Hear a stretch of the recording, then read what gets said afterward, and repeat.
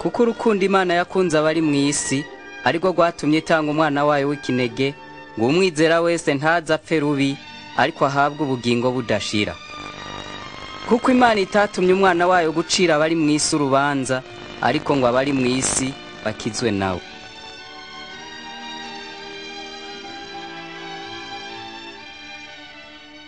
Uyu munsi Yesu Kristo afise abamukurikira barenga umuriyaridi. Ubutumwa bune budondora intango yo kwizera Kristo, kandi ubundi butumwa buvuga ivy'ibindi vyabaye mu buryo butandukanye. Ngiyi inkuru yiwe nk'uko iboneka mu butumwa bwa Luka.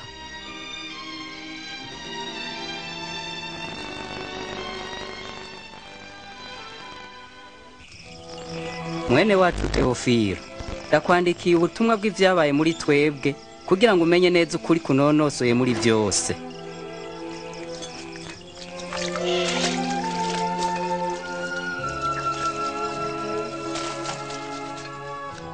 Mu minsi Kaisari Augustino yari umwami w'i Roma, igihe Herode yari umwami wo mu Buyahudi, umumarayika Gaburiyeli yatumwe n'Imana mu gisagara c'i Nazareti ku nkumi yitwa Mariya.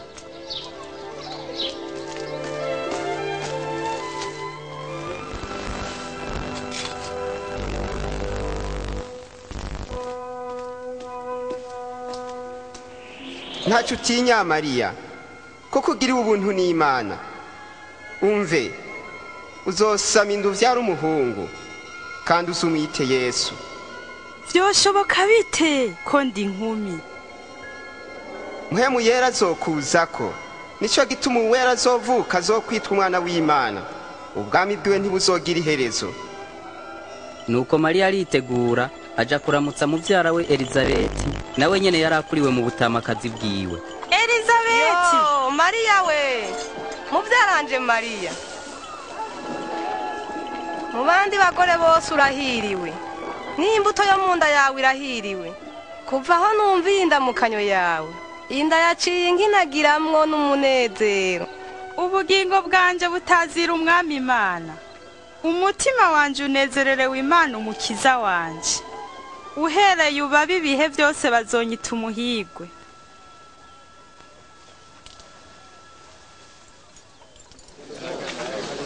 Bantu mwese b'i Nazareti, kubw'iteko rya Kaisari Augusto hagiye kuba rusansuma rw'abo mu ntara y'i Galilaya n'i Yudaya. Abantu bose biyandikishe mu gisagara cabo c'amavukiro.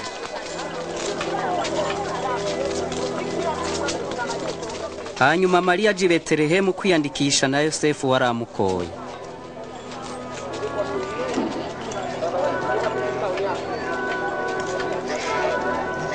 Ariko nta ndaro bari bafise i Betelehemu, indaro bashobora kuronka rwari uruhongore rw'inka.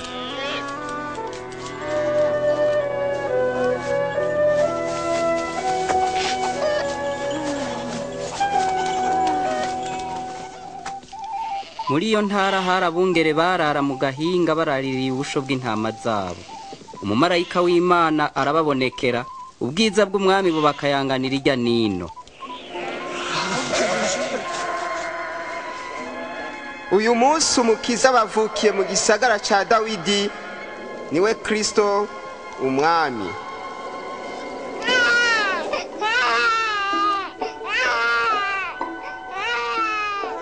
Abungere baja kuraba uruyoya mu bwato bw'inka, kandi babaye abambere gukwiza inkuru nziza y'inkumi yavyaye itagira umugabo.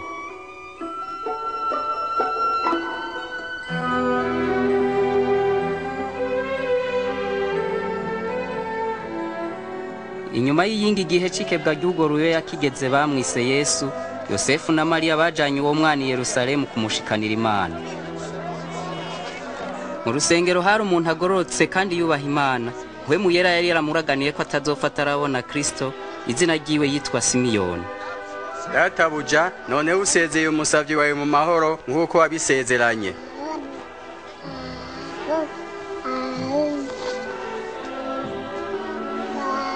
Kuko amaso yanje yabonye agakiza kawe. Uyu mwana yatowe n'Imana. Mwempi muragahezagirwa.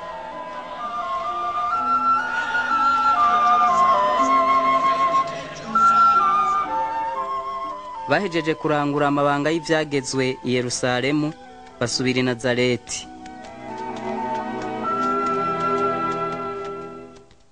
Nuko amaze imyaka 12 avutse, Yosefu na Mariya bamujana i Yerusalemu mu minsi mikuru ya Pasika. Mu gutaha Yesu asigarayo, ariko ntibabimenya.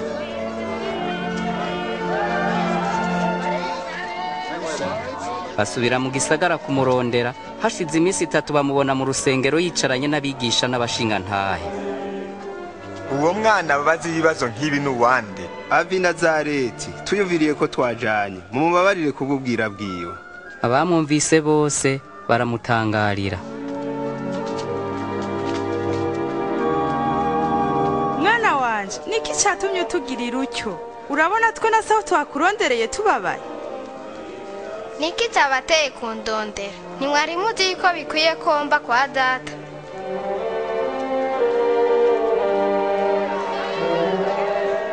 Amanukana na Nazareti, kandi agwiza ubwenge no gukura no gushimwa n'Imana n'abantu.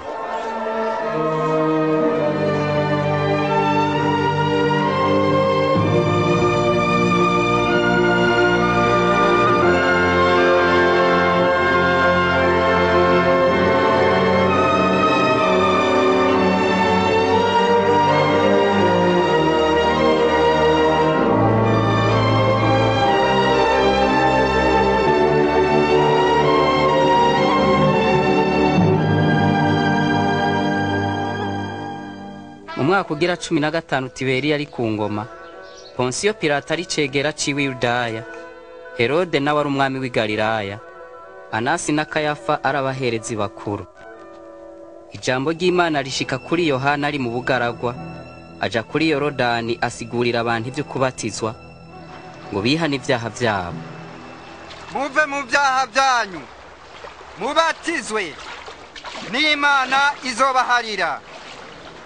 Kuko byanditswe mu gitabo cyanditswe n'uwavugishwa n'Imana Yesaya, umuntu asemerera mu bugaragwa, nimutegure inzira y'Uhoraho, mugorore inzira agenderamwo, umwonga wose uzokuzuzwa, n'umusozi wose n'akarambi bizoringanizwa, amabarabara y'amakona azogororwa, n'inzira z'ubukiru zizosenwa, n'abantu bose bazobona agakiza k'Imana. Tugire gute? Tubwire. Unyumve mwabana b'inzoka. Ushaka ko dukora iki? Tubwire inzira twojana. Ufise imyambaro ibiri, nawe udafise ico yambara. N'ufise indya naho abandi. Mwigisha, turi abatoza kori, tugire gute? Ntimutoze ibiruti byagezwe. Natwe abasirikare tugire gute? Ntihagire umuntu munyaga amahera yiwe, kandi ntimudendereze umuntu n'umwe. Mubumbwe n'ingero zanyu.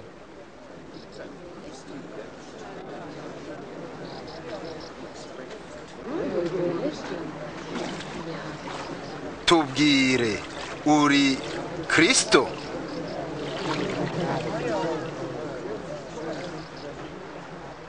Jewe ndababatirisha amazi, ariko haraje uwundusha ubushobozi. Ntibimbereye gupfundurura utugozi tw'ibirato vyiwe. Azobabatiza muri mpwemu no mu muriro. Afise urutaro rwo kugosora. Azorobanura imbuto ziwe, ingana zishire mu kigega ciwe.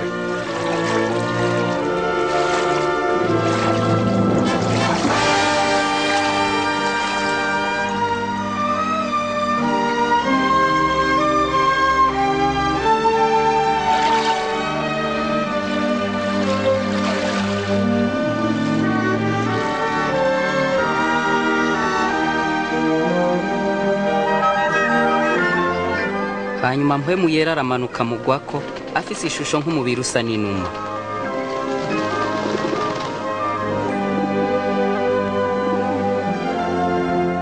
Ijwi riva mu ijuru riti, ni wewe mwana wanje nkunda, ukampimbara.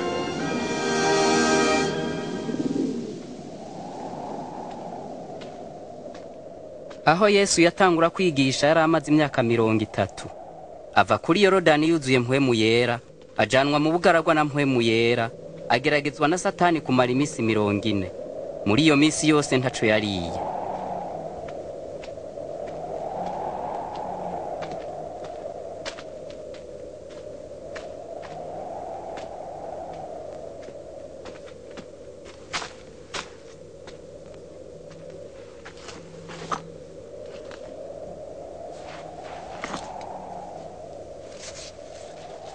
Nuko Satani aramubwira ati, namwe uri umwana w'Imana, bwira ibuye rihinduka umutsima.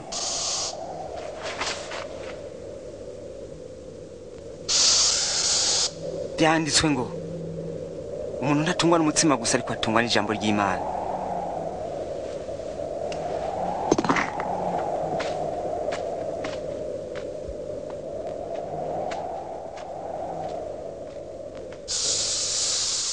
Nuko Satani aramudugana amwereka ubwami bwose bwo mu isi mu kanya gato.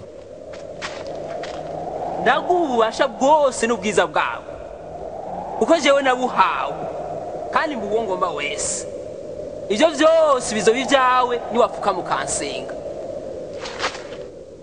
Byanditswe ngo usenga uhoraho Imana yawe, aba ariyo usaba yonyene.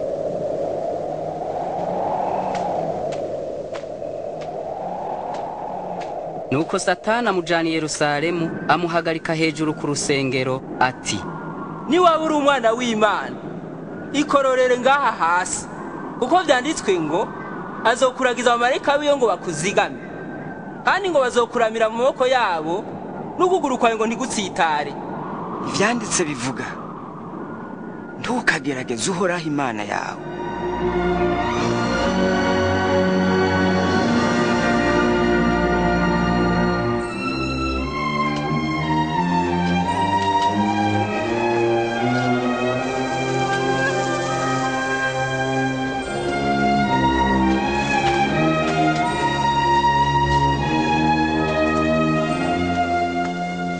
Maze Yesu aje Nazareti aho yakuriye.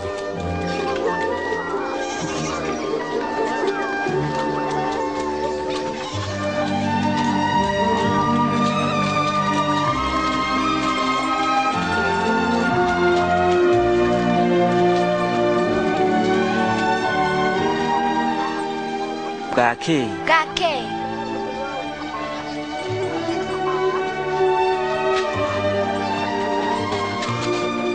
Umunsi w'isabato Yesu agenda mu isengero ry'Abayuda nk'uko yari amenyereye.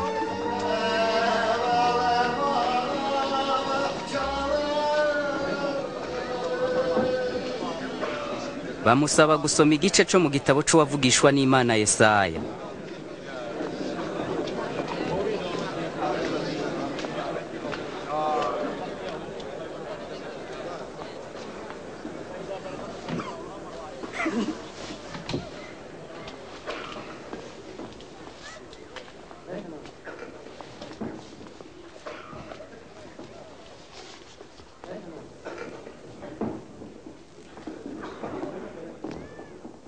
Muhemu uhoraho ari kuri jewe, kuko yandobanuye kugira ngo mbwire abo ubutumwa bwiza.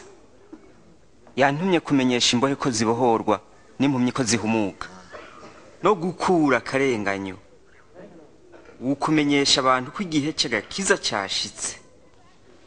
Avuga neza.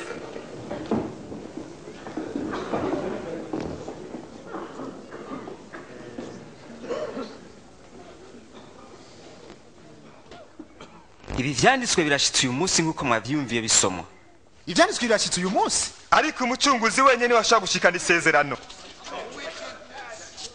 Ntimuzobura kunjira uyu mugani muti muvuzi ni wivure, kandi muzombarira muti korera ivyo bintu mu ntara yiwanyu, ivyo twumvise wakoreye Kaperinaumu. Ndababwira ukuri, nta muvugishwa n'Imana habwa icubahiro iwabo. Kubw'ayo majambo Yesu yerekana nka Mesiya uwasizwe amavuta n'umwami wamutumye ngo akize abantu biwe. Abayuda ntibamwemeye nka Mesiya, bashatse kumutembagariza mu manga, ariko aca hagati muri barigira.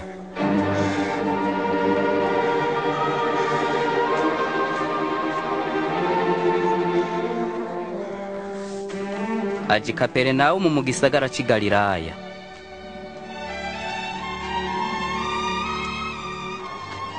Intwaro y'umukazo y'Abaroma yaribonekeza hose, kandi abantu baripfuza rwose ko Mesiya yobabohora.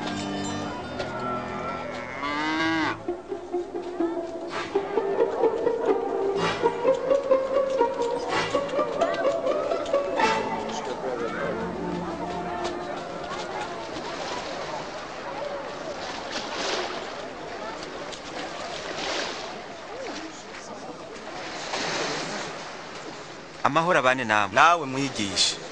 Simoni, cyo mu bwato bwawe. Hari icyo bibutsa? Aratandukanye natwe. Kumana natwe. Arafise icyo atubwira.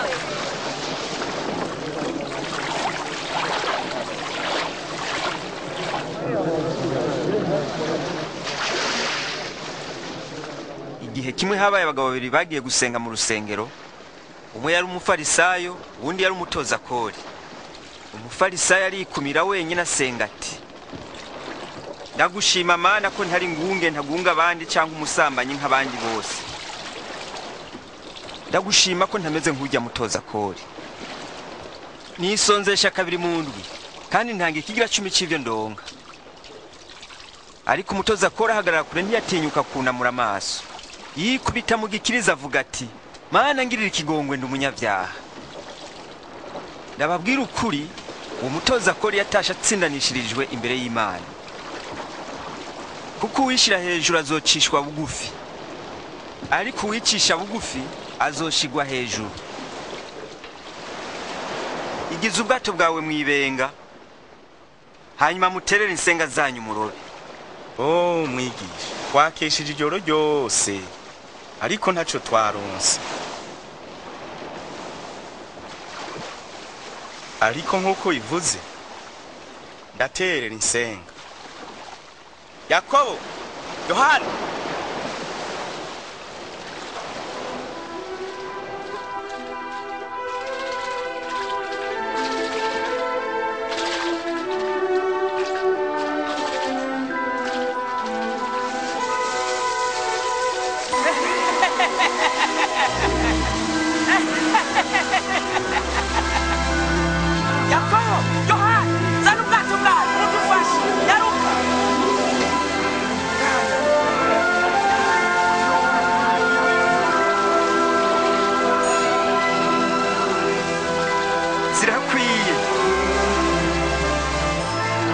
zirakwiye.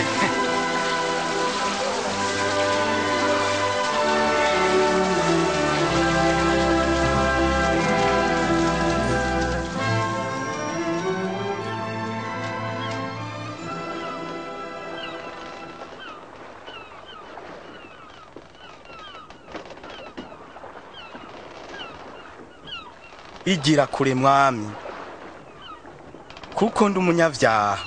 Ntaco utinya, kuva ubuzoba umurovyi w'abantu.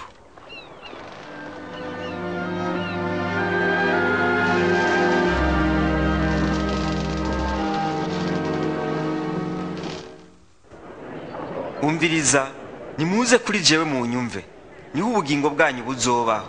Nimurondere uhoraho bigishoboka ko abonwa. Nimumwambaza akiri hafi. Umunyavyaha nareka inzira yiwe,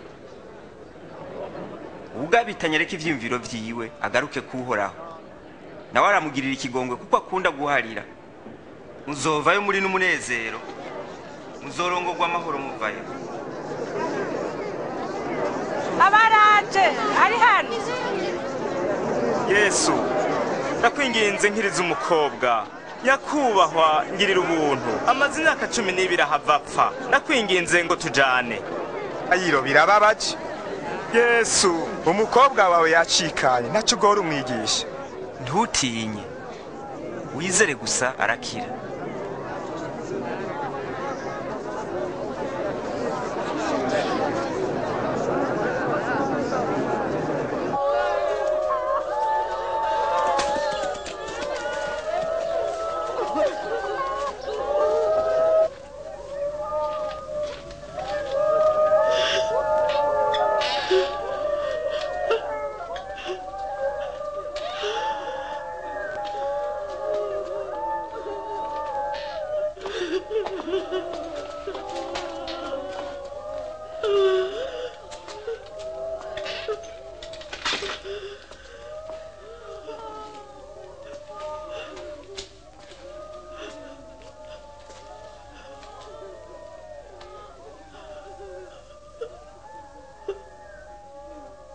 Ntaco murira. Ntiyapfuye ariko arasinziriye.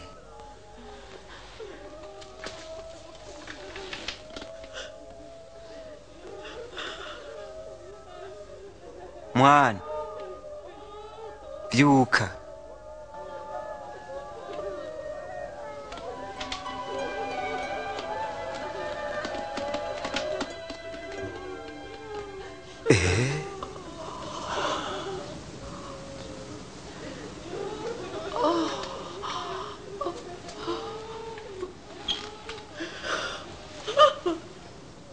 Mugaburire. Ndabasavye ntihagire umuntu n'umwe mubwira ibibaye.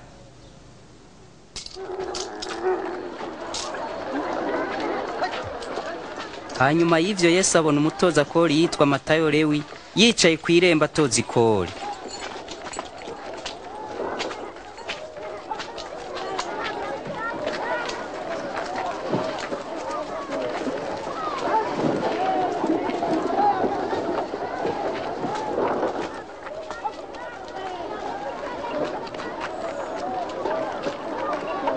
Nkurikira.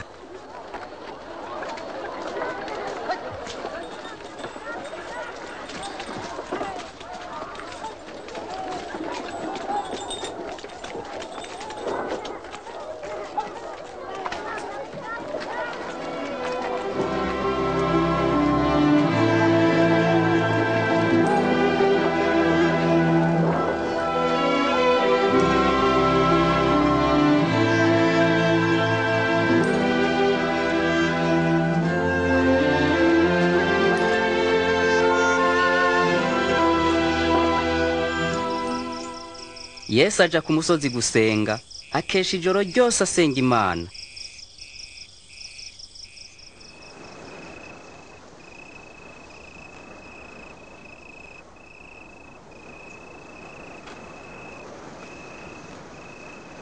Ijoro rikeye, ahamagara abigishwa biwe 12 abita intumwa.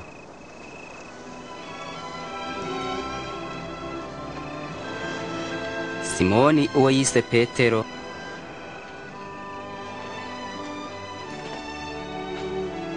na Andereya mwene nyina, Yakobo,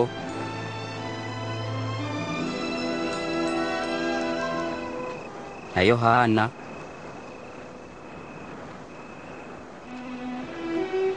Filipo, Barutolomayo, Matayo,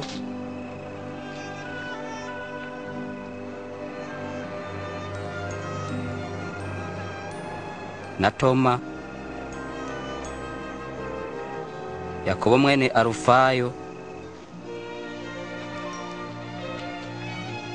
na Simoni yitwa Zerote,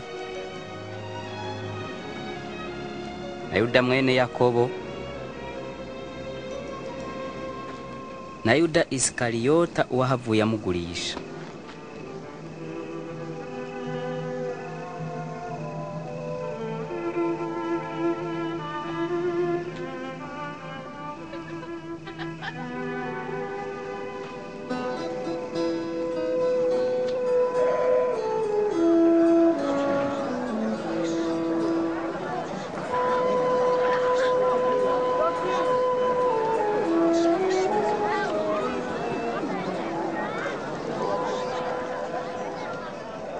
Hahiriwe mwebwe aboro, kuko ubwami bw'Imana ari ubwanyu. Hahiriwe mwebwe abashonje, kuko muzohazwa. Hahiriwe mwebwe abarira, kuko muzotwenga. Murahiriwe igihe bazobanka bakabatuka bakabangiriza bakababeshera ibibi byose kubw'Umwana w'umuntu. Munezerwe kubera ivyo, mwiterere hejuru, kuko impera zanyu ari nyinshi mw'ijuru, kuko ariko basogokuruza bahama bavugishwa n'Imana.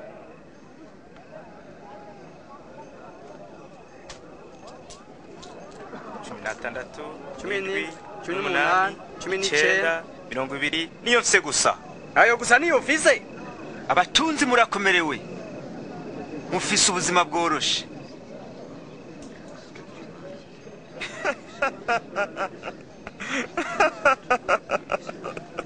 Nashaka kuba umutunzi, ategerezwa kuba ari umusazi. Murahumiwe mwebwe mutwenga, kuko muzogandara murira.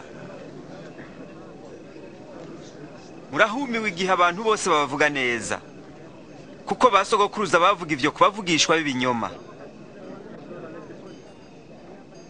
Ariko ndababwira mwebwe munyumva, mukunda abansi banyu, mugirire neza ababanka, muhezagira ababavuma, musengera ababagirira nabi.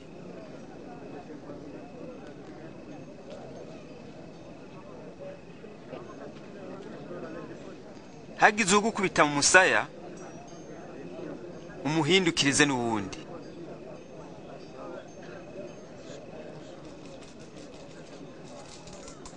Namba hari ugutwaye ikoti, ntumwime n'ishati nayo. Ugusavye wese umuhe. Ukunyaza ivyawe, ntumusabe kubigarukana. Mugirira abandi nk'uko mugomba ko bagirira namwe.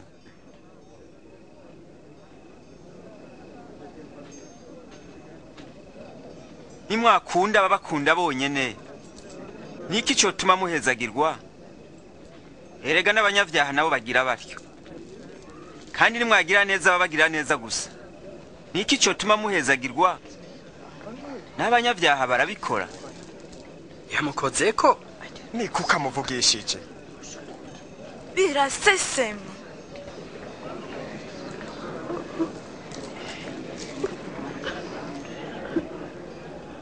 Oya, mukunda abansi banyu, mubagirire neza, mugurane mutizigira gusubizwa.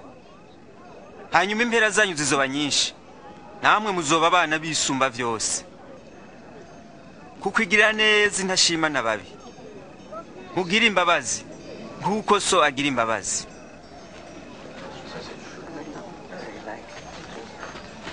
Yesu dukize. Ntimugacire urubanza abandi namwe mutazorucirwa. Ntimutsindishe, mutazotsindishwa. Muharire, namwe muzoharirwa. Yesu twereke inzira twojana.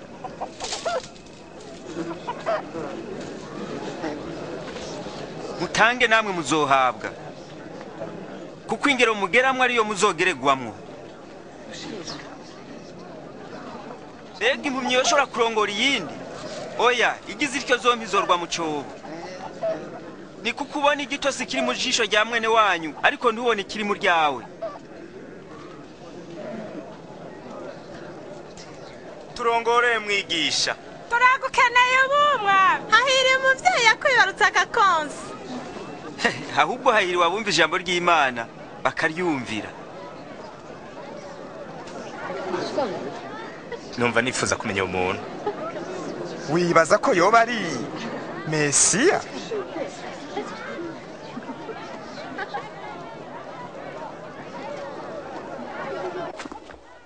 Uyo mufarisayo atumira Yesu ngo amuzimane. Hanyuma Yesu ajana nawe imuhira gufungura. Nuko rero mwabana nimusohoke, mwanyumvise nimugende. Aba bana ntibigera baguma hamwe. Aje gukora iki ngaha? Sinabizi.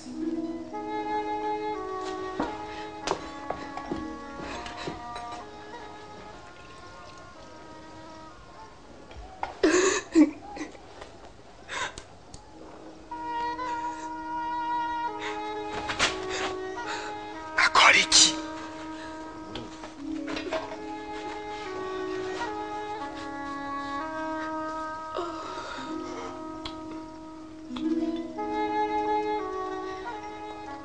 Yaba uyu mugabo ari umuvugishwa n'Imana by'ukuri yari kumenya uyu mugore amukora ko ari we.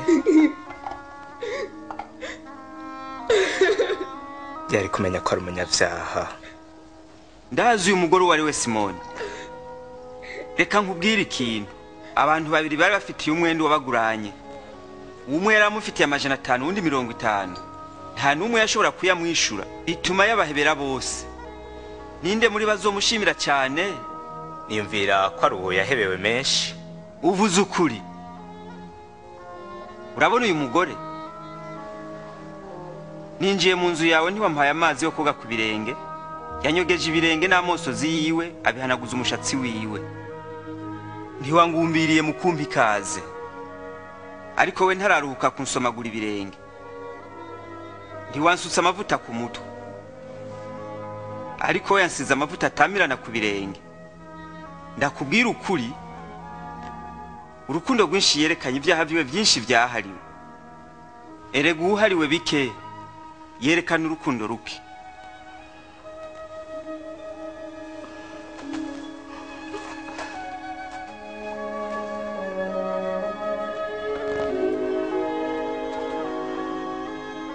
Ibyaha byawe urabihariwe.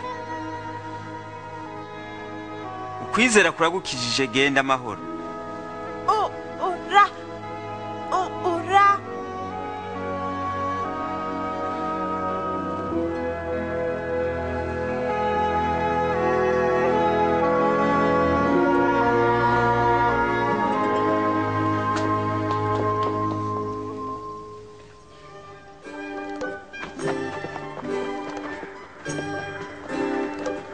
Nuko Yesu agenda yigisha ubutumwa bwiza bw'ubwami bw'Imana. Bamwe 12 bajana nawe n'abagore bamwe bakuwemwe impwemu mbi z'indwara. Mariya ariwe Magadalena, Yohana mukakuza umunyabigega wa Herode, na Suzana.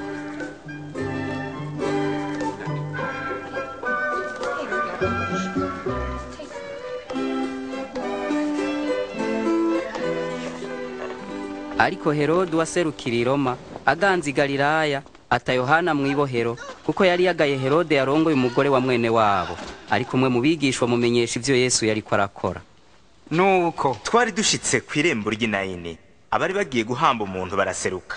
Umuhungu w'ikinege w'umupfakazi yari yapfuye. Yesu amubonye aterwa n'ikigongwe cyinshi, akora ku isanduku aravuga ati, muhungu haguruka ndabivuze. Nuko wari yapfuye arahaguruka. Hanyuma Yesu amushikiriza nyina. Mumubaze muti, bega ni wewe Yohana yavuze kuzoza, canke n'uwundi twiteze?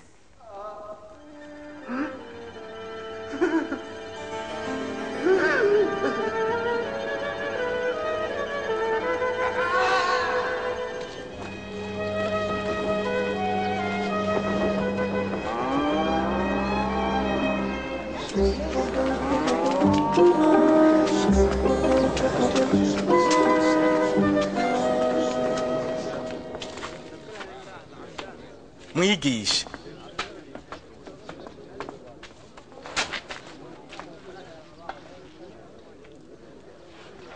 mwigisha, Yohana umubatizi yadutumye kubaza kuri wa wundi akwiye kuza canke twitega uwundi. Mubarire Yohana ivyo mubonye n'ivyo mwumvise. Impumyi zirahumuka, abamugaye baragenda, hahirwa uw'ivyanje bitazotsitaza.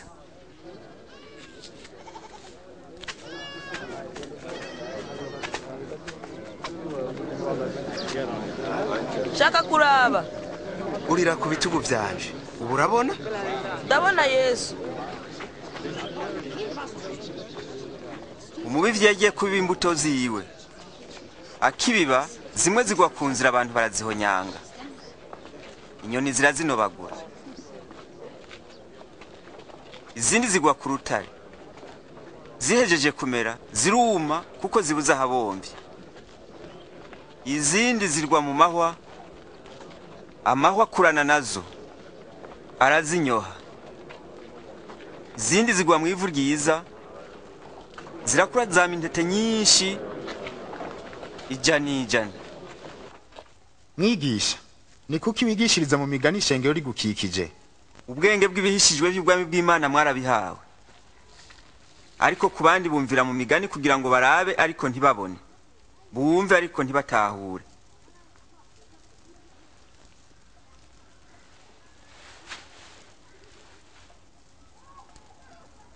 Uwo mugani usobanura gutya: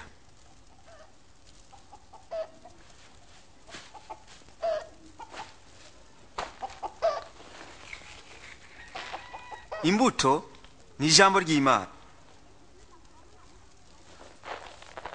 Imbuto zaguye ku nzira n'abumva, maze Satani akaza agakura ijambo ry'Imana mu mitima yabo kugira ngo ntibizere ngo bakizwe. Izaguye ku rutare zerekana abumva iryo jambo bakaryakirana umunezero, ariko ntibagire imizi, bizera akanya gato, maze mu gihe cy'igeragezwa bakananirwa. Imbuto zaguye mu mahwa zerekana abaryumva, ariko umwitwarariko n'ubutunzi n'ibihimbaro byo muri ubu bugingo birabanyoha, ntibame imbuto nziza. Imbuto zaguye mu ivu ryiza nabumva inyigisho bakazigumya mu mitima myiza itunganye, bakamishwa imbuto no kwihangana.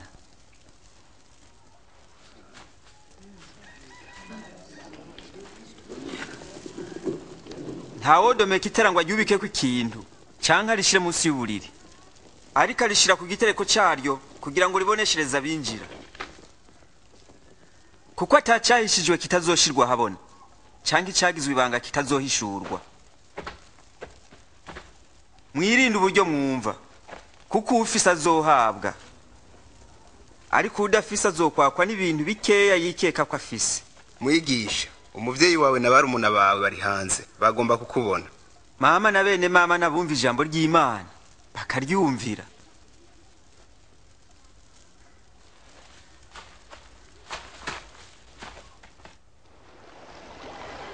Umunsi umwe Yesu yuriye ubwato abwira abigishwa biwe ati, tujabuke tuje ku yindi nkombe y'ikiyaga.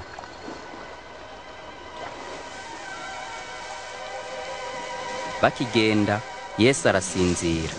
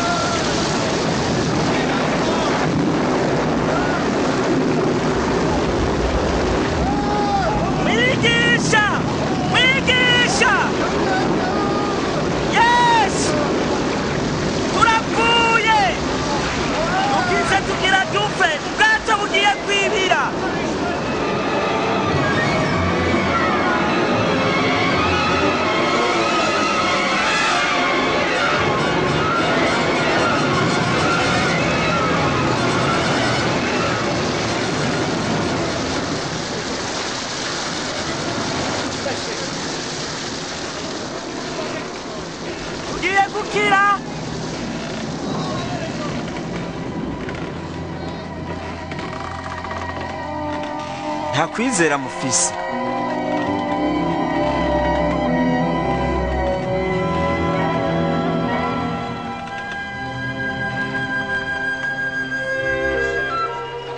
Basoza berekeye i Gadara ku yindi nkombe y'ikiyaga c'i Galilaya.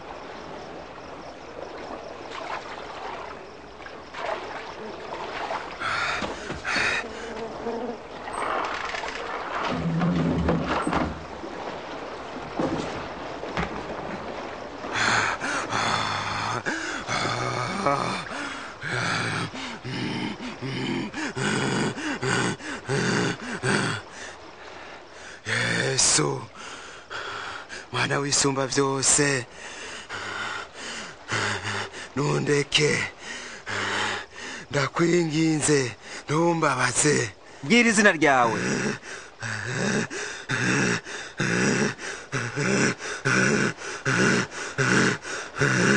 Gitero,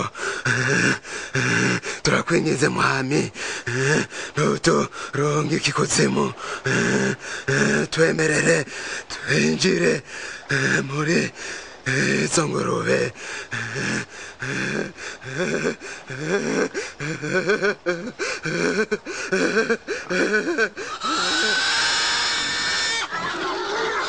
Wewe hagarara, hagarara, garuka.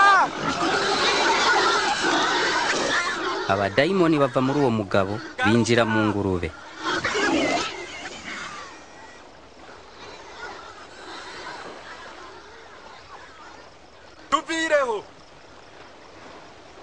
munyamareba we hogi tureke hogi tuvireho. Ndagukurikira aho uja hose, ndeka tujane. Subira imuhira udondera abandi vy'Imana yagukoreye.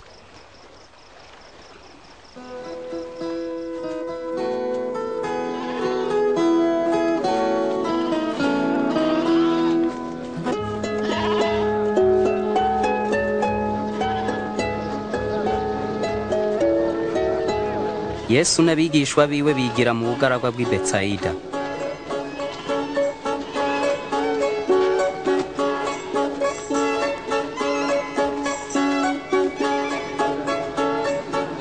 Ishengero ribimenye riramukurikira.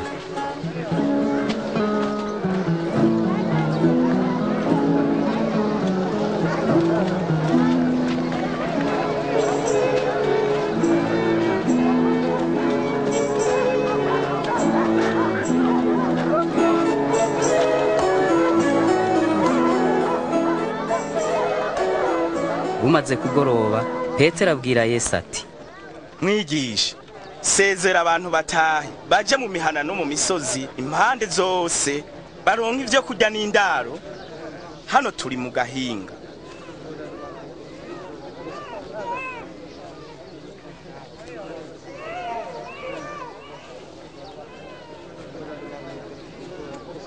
Nimuba ari mwebwe mubagaburira. Naco dufise atari udutsima dutanu n'udufi tubiri.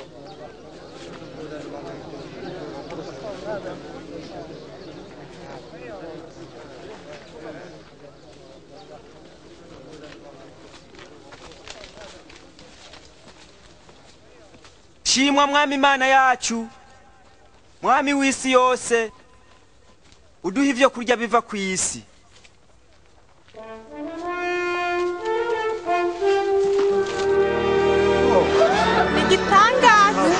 Nigitangaza.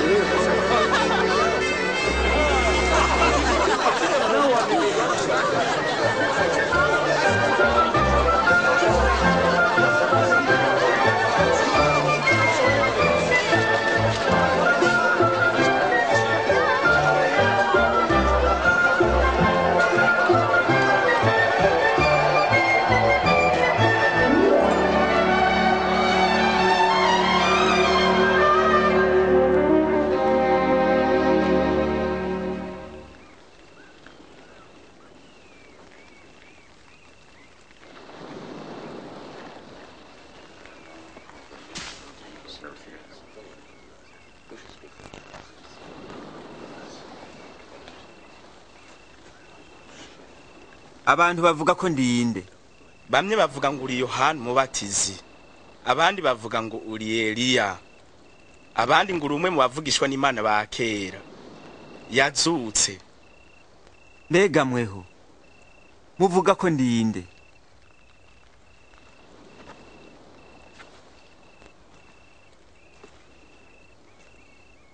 Uri Kristo w'Imana. Ntihagire umuntu mubwira. Umwana w'umuntu akwiye kuzobabazwa no kwankwa, azokwicwa, ariko azozuka ku munsi ugira gatatu.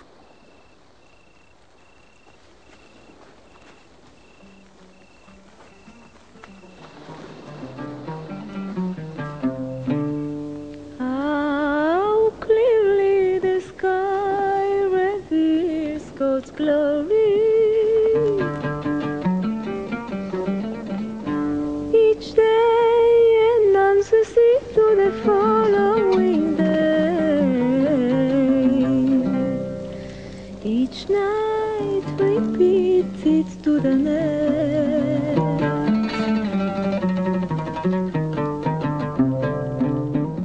Ninde muri mwebwe twojana? Ndagukurikira mwigisha. Mugabo banzo ndeke nje gusezera umuryango wanje. Nta urimisha inkaraba inyuma yogira ikintu amarira ubwami bw'Imana. Umuntu niyagomba kunkurikira niyiyanke, yikorera umusaraba wiwe uko bukeya nkurikire. Kuko ugomba gukiza ubugingo bwiwe azobubura, ariko uzoheba ubugingo bwiwe ku bwanje azobukiza. Umuntu vyomumarira iki kunguka ivy'isi vyose akabura ubugingo bwiwe? Umuntu bizotera isoni kumva amajambo yanje, n'umwana w'umuntu azomutera isoni aho azozira afise ubwiza bwiwe, n'ubwase n'ubw'abamarayika beranda.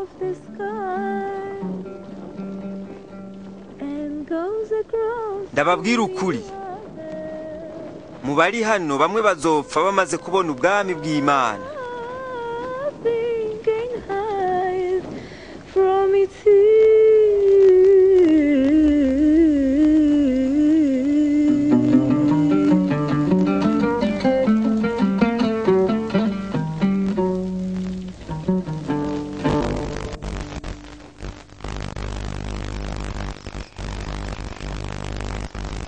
Hanyuma y'ayo majambo Yesu ajana Petero na Yohana na Yakobo aduga ku musozi gusenga.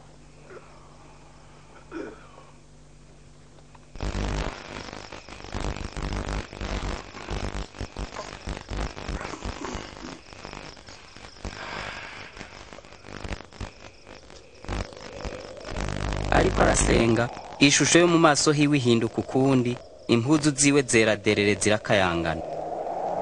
Ubwo nyene abagabo babiri bayaga nawe bari Mose na Eliya babonetse afise ubwiza bwo mwijuru. Mose amubwira ati, na Eliya amubwira ati, uzoshitsa intumbero y'Imana, uzopfira i Yerusalemu.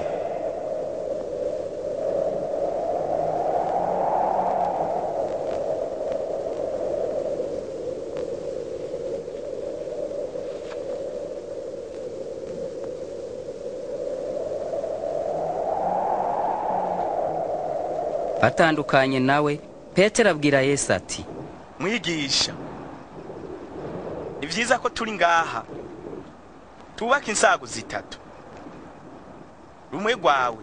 Akibivuga igicu c'igipfungu kiraza kibatera igitutu, urundi rwa Eliya. Abigishwa baratinya. Ijwi riva muri nyagicu riti, nguyu umwana wanje natoranije, nimumwumve.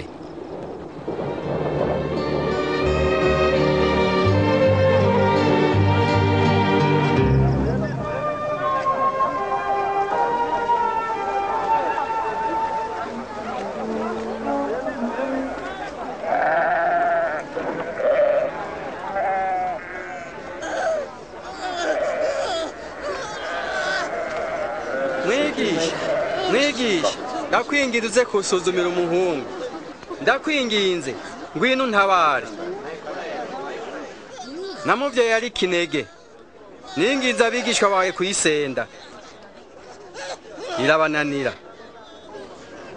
Yemwe abiki gihe mutizera bidambidambi. Nzogeza ryari kubana namwe no kubihanganira? Zana umwana wawe hano.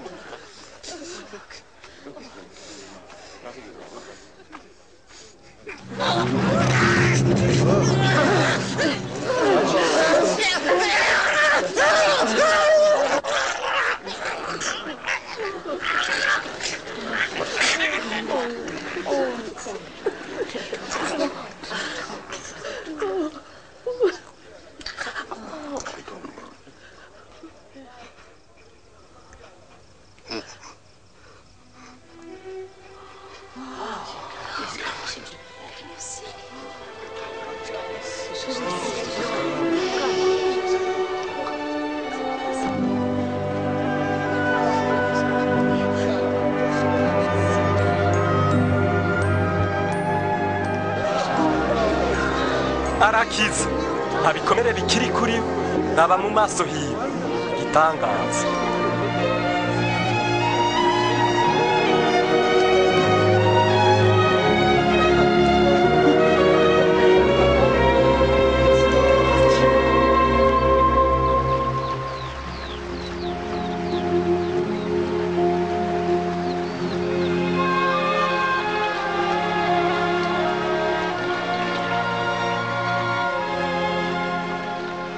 Twigishe gusenga nkuko Yohana yigishije abigishwa biwe. Nimwasenga muvuge muti, Data wa twese uri mu ijuru, izina ryawe ryubahwe, ubwami bwawe buze, ibyo ushaka be mu isi nkuko ba mu ijuru. uduhe ibyo kurya biri kuri uyu munsi, utubabarire ibyaha byacu nk'uko tubabarira ababitugirira, udukingire ibitwosha nabi, ariko udukize wa mubi.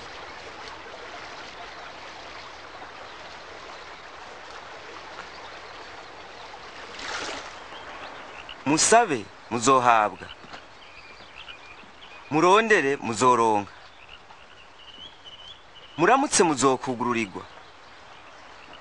Kuko usaba wese azohabwa, urondera azoronka, uramutsa wese azokugururirwa.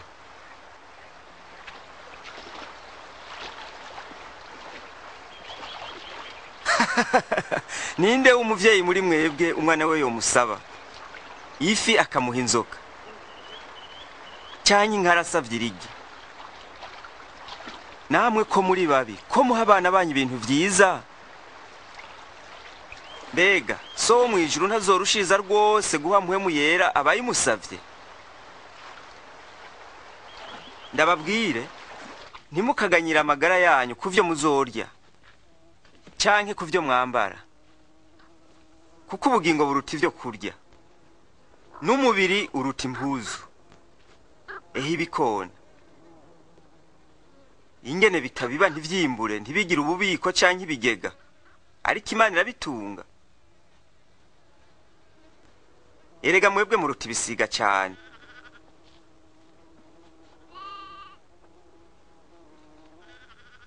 Ninde yoshobozwa n'amaganya kongerwa ubugingo na gatoya? Asangwa mutoshobora gukora ivyo, ni kuki mwiganyira ibindi? Nimuraba amashugwe ingene akura, ntakora ntajisha impuzu. Na Salomo mu bwiza bwe bwose ntiyarashajije nka rimwe muri ayo. None Imana ko yambika ityo ivyatsi biriho uyu munsi, ariko ejo bizotererwa mu ziko, ntizorushiriza kwambika mwebwe abo kwizera guke? Twongera ukwizera. Iyo muba mufise ukwizera kungana agatete ka sinapi, mwotegetse iki giti muti randukana n'imizi wite mu kiyaga, kandi cobumviye.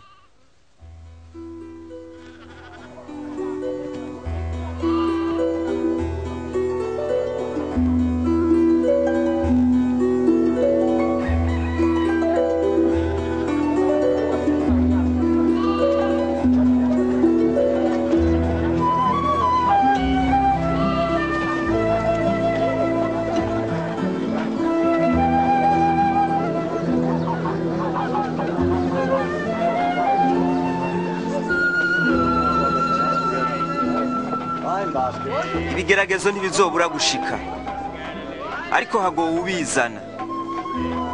Vyoba vyiza hambira urusiyo kwizosa agatabwa mu kiyaga, aho gucumuza umwe muri abo bato. Mbega ubwami bw'Imana busa gute? Busa burya. Umuntu yakiriye akabuto ka sinapi aragatera, igiterwa kirakura gicika igiti, inyoni zarika mu mashami yacu. Sintawe byari karavuga. Mbega niko kurya kandi ukanywa hamwe n'abatoza kori be n'abandi bantu b'ingeso mbi. Abakomeye ntacyo baronderera umuvuzi atari abagwaye. Sinaje kurondera abagororotsi ngo bihane, ariko abanyavyaha.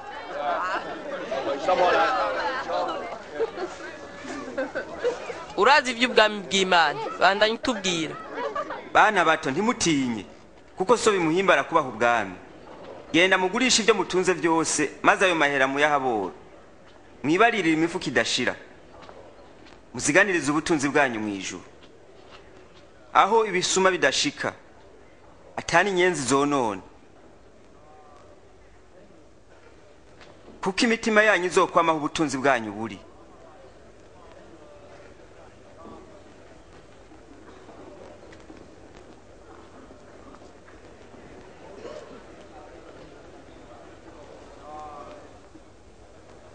Mukenyezi, urakiza indwara yawe.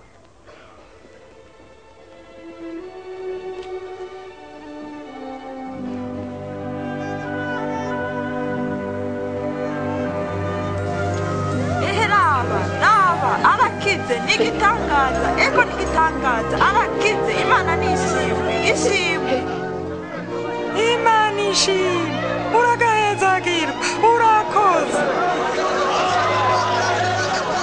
imyaka 18 ndwaye imana ikuzigama hari iminsi 6 yo gukora ntubizi uraza muri umwe muri iyo gukizwa ariko atari ku isabato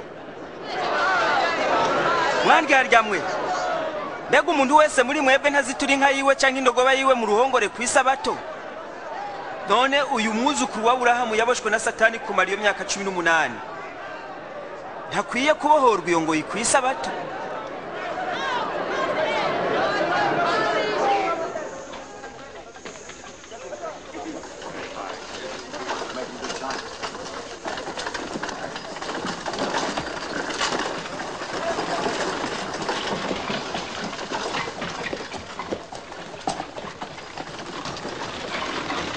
mwigisha mwiza nkora iki ngo nze ndagubugingo budashira unyitira iki mwiza nta mwiza atari Imana yonyene urazi ivyagezwe ntugasambane ntukice ntukagiriza abandi binyoma wubahe so na nyoko ivyo vyose naravyitondeye kuva mu buto bwanje hari ikintu kimwe usigaje gukora shora ivyo ufise vyose ubigaburira boro niho uzogira itunga mu ijuru maze unkurikire none ko turabadandaza dutunze erega biragoye ko umutunzi yinjira mu bwami bw'Imana icoroshe n'ingamiya guca mu zuru ry'urushinge kuruta umutunzi kwinjira mu bwami bw'Imana none ninde ashobora gukizwa ibidashobokera abantu bishobokera Imana none ubwami bw'Imana buzoba he ubwami bw'Imana ntibuza mu buryo bubonwa ntawe uzovuga ngo raba buri hano canke buri harya kuko ubwami bw'Imana buri muri mwebwe igihe kizoshikaho muzokwifuza umunsi umwe mu minsi y'umwana w'umuntu ariko ntimububone nk'uko umuravyi urabiriza mu kirere ukabonesha hirya no hino niko umwana w'umuntu azomera ku munsi wiwe ariko akwiye kubanza kubabazwa no kwankwa n'abantu bo muri iki gihe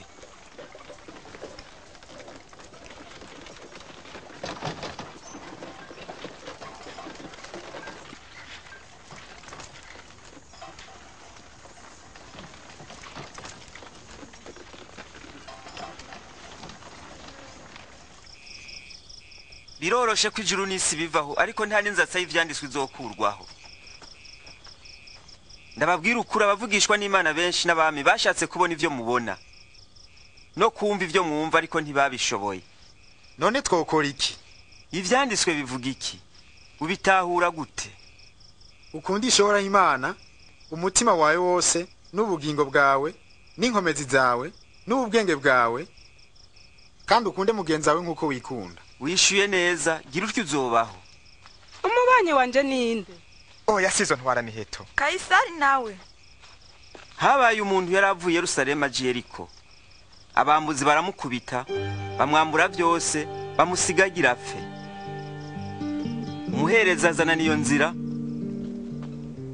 amurengutse ko yicira iruhande arirenganira umwigisha wo mwishengera azana niyo nzira amubonye amukubitiza kwijisha mu ciruhande arirenganira ariko umusamariya yaraciye aho amushitse ko amubonye amutera akagongwe aramwegera amufuka inguma amusomoza amavuta na vino amushira ku ndogoba yiwe amujana kumwakira indaro aho bamuvura bukeye aho wamuhaye indaro 2,000 kandi amwinginga kubungabunga uwo mugabo amubwira ati umurwazi ibyo uzotanga nzokuriha ninagaruka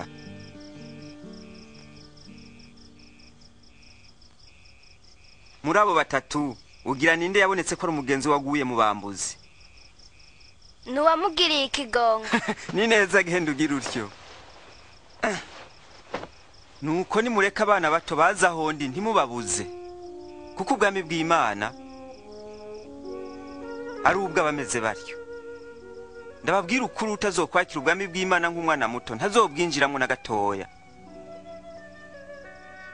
wakira uyu mwana mu izina ryanje abanyakiriye kandi unyakiriye aba yakiriye uwantumye kuko umuto muri mwebwe ari wazoba mukuru